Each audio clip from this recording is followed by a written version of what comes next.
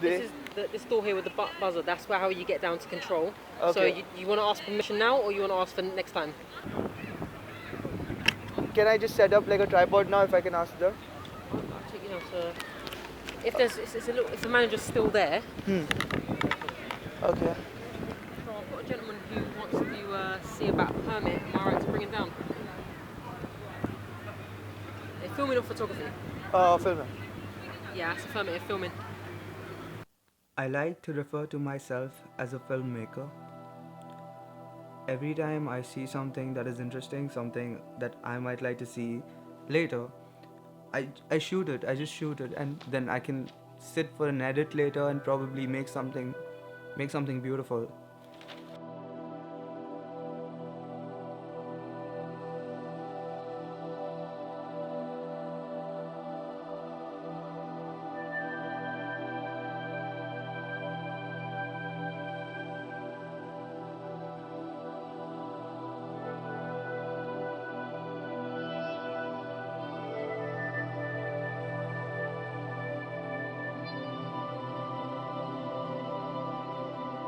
The thing is, there are very few places where I can go and actually film without being asked to leave. And that's why this topic interested me, it caught my eye. It was one of those things that you don't realize unless you read about it or you experience it in some way or the other.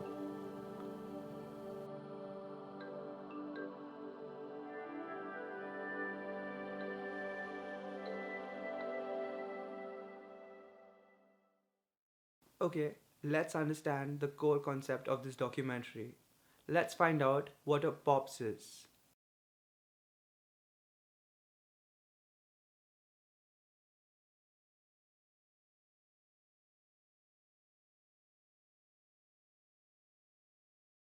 When open public space is sold by cities to private corporations, what it does is it takes away all the rights that the public might have in these spaces, and the public must now follow the rules set by the private corporation because, well, they bought the land, didn't they? And if a person is not following the rules set by the private corporation in their space, the person will be asked to leave. CCTV cameras, security guards, signboards everywhere we go. What it does is it instills a feeling of self-policing or self-surveillance amongst the public. We don't know who is watching us at what time, and that kind of alters our behavior. It instills fear inside us that at any time we may do something that's unacceptable to the people who actually own the land, and then we may be asked to leave. Even if we are not asked to leave, we will have to face confrontation, which obviously nobody wants. Foucault refers to this as disciplinary power, and we may avoid doing things that come naturally to us just because we think we're being watched at all times, and we want to avoid confrontation at all costs. So I guess at the heart of it, the issue is that when public space is privatised, when it becomes owned by a corporation, it stops to be public space in any meaningful way. When something is public space, that means it's part of the state. It's owned by either the council or the government or something similar like that. And that means that it's within the kind of both the legal and democratic framework of the state. Yeah.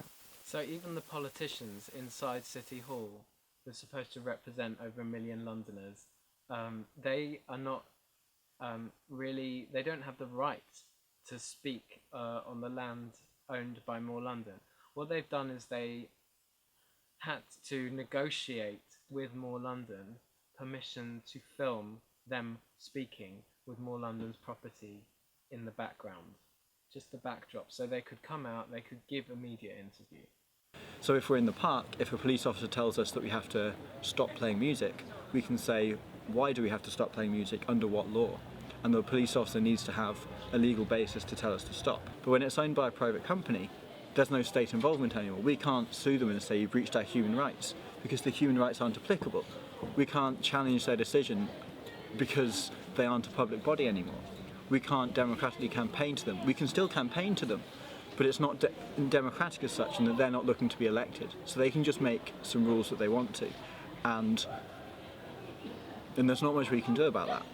Well, I mean, there's a very large spectrum of issues, and these spaces have increasingly started to take over towns and cities all across the country. And what actually we're seeing is that we're creating spaces which are no longer democratic, because there's all sorts of restrictions on behaviour and access to these places.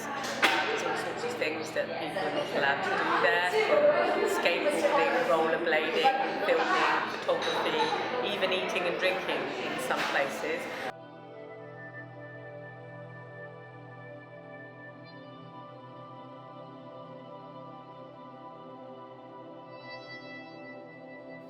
As Anna noted earlier, the privatization of public spaces has led to gentrification, which has turned some of the most cultural parts of the city into shops and restaurants.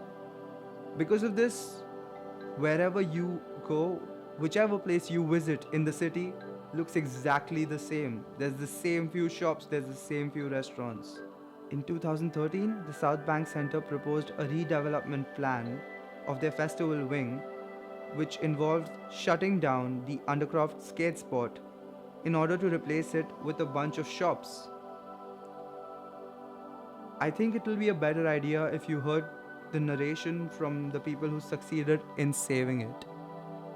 This is South Bank, the skate spot. It's been here before the South Bank Centre even existed. So this is the world's oldest surviving skateboard spot. It's been skated since the early 70s. Skateboarders found it, they appropriated the space, which was designed not for skateboarding, and skateboarding has developed and evolved here over the years. In April 2013, the South Bank Centre, who are a publicly funded body who owns this estate and runs the Royal Festival Hall and the Hayward Gallery upstairs, they decided that they wanted, after numerous attempts to kick out the skateboarders over the past 30 years, they decided that they wanted to get rid of this historic skate spot, a cultural landmark, somewhere that everyone in the country, everyone in the world knows about in terms of street culture. They wanted to turn this space into shops and restaurants to fund a big redevelopment of the South Bank Centre site. Their argument was they were going to turn this into shops, so they would have more funding to do more public activities in there, but the public activities that happen in there, you have to pay for them. Yeah. Whereas here, you can just come in there and do whatever the hell you want. You know what I mean? So it's like, you're not really doing it, you just want more money. You just want to turn this into more restaurants so you can have more money, because it's privatised at the end of the day. They say it's public, but we all know that it's all privatised, and that isn't good for anybody. And we all thought that we were going to lose the spiritual home of British skateboarding, our local space, and it would be just another victim to the gentrification and the privatisation of London. That was in 2013, April. In May, we set up Long Live South Bank, which is a non-profit organisation started for the preservation of the Undercroft, of which me and my friends, the local skaters down here, along with help from people outside of the community, started the campaign. A lot of stuff has come out from here, like a lot of professional skateboarders and a lot of companies have come from here. And, you know, to every skateboarder here, like, we treasure it as a home. So when it was, you know, when it came down to the whole, you know, campaign for trying to save it, because they were trying to do exactly what you see over here with the shops. They were trying to do the same here. They were trying to shut it down. So it was a really tough battle. There was a lot of legal process involved with it. But, you know, when the campaign was running, the whole world was signing the petition. You know, there was international people, there was people walking by, you know, and they were like, oh, we're from America, like, we've heard about this, and they'd come sign the petition. So there was a lot of hype around it, and, you know, eventually we did win. Eventually we were successful in preserving this space for the next 100 years for future generations of skateboarders to come.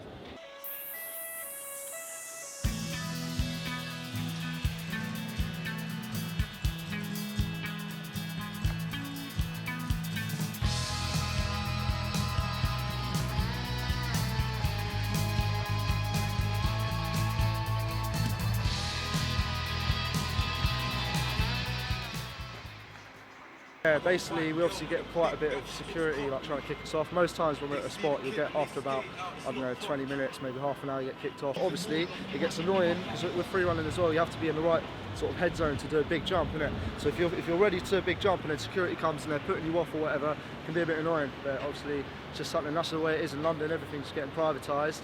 All the public space isn't really ours to use, so you just got to make the most of it like, as you can, do you know what I mean?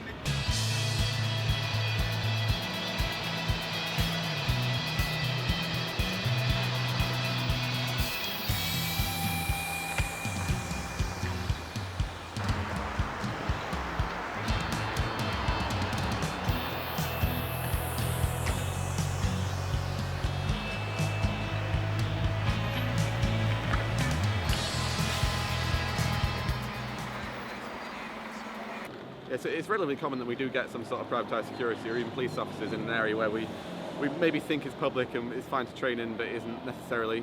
I mean, what I think maybe is not just a problem from misunderstanding, but also the side of our understanding. We don't always understand that the area is private. Obviously, if we're asked to politely move on, then we will. But at the same time, sometimes we don't realise a place has been bought or financed by another company. If they don't wish to people be around their lands, then I think it should be more clearly stated, because obviously I've got no want or issue with anyone that wants to keep their land to themselves. I mean, the idea of parkour is to move naturally, but also safely, efficiently, and friendly, really. So I don't want to cause any trouble by going anywhere I shouldn't. At the same time, I'm not always 100% aware where I should and shouldn't be. So I have had bad experiences before in the past.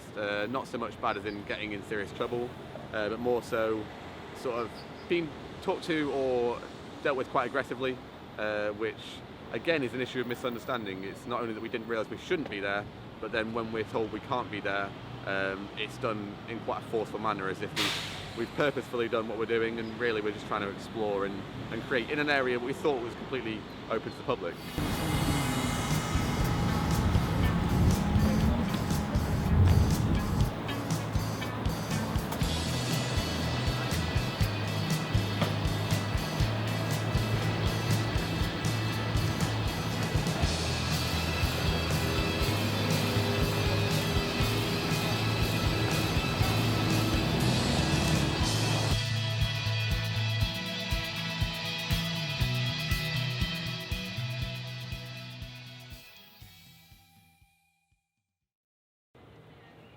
Okay, let's talk about something new that's coming up.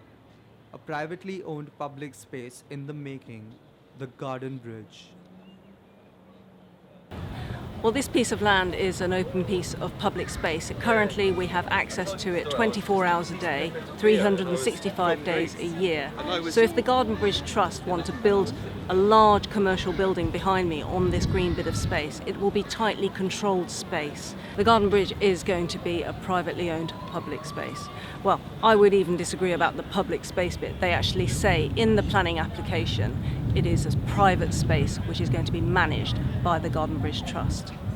The Garden Bridge is going to have CCTV footage all over the place. There's going to be a lot of it. They're also going to track you using your mobile phone as you go across the bridge. They're going to have what they call visitor hosts who will stop and search you if they think you look suspicious, and they will try and see what's inside your bag, for example. And I think that is a huge infringement on your civil liberties. One of my greatest fears about the Garden Bridge, and I think it is of concern to many people, is that it is the privatisation of open public space, and that includes the space above the river as well. At the moment, we have a private bridge being funded funded by the public, and it sets a dangerous precedent about who else can buy their own bridge across the Thames. What other rich multi-millionaire, billionaire can go to the planning authorities, give them some cash and say, I would like my own bridge across the River Thames? It would be the start of something absolutely terrible. There are over 30 rules and regulations that won't allow you to do things on the Garden Bridge. You can't have a picnic, for example. You can't play music. You can't play sports.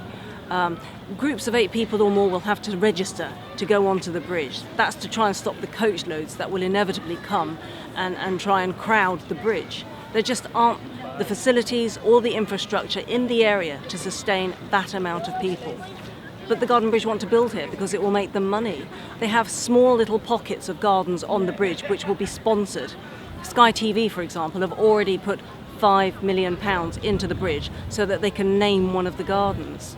We also have other rich sponsors. You can sponsor a balustrade, a strip of wood or metal or steel that holds up one of the banisters. You can sponsor one of these balustrades for £10,000.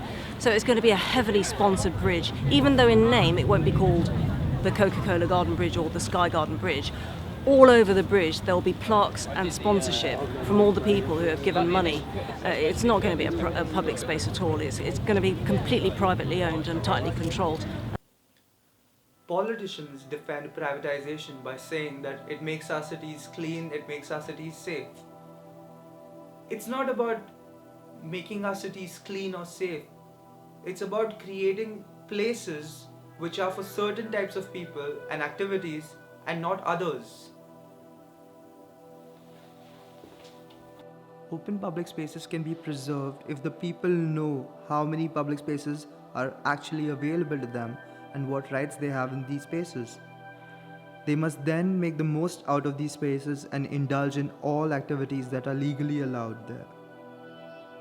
So, what's the purpose of this documentary?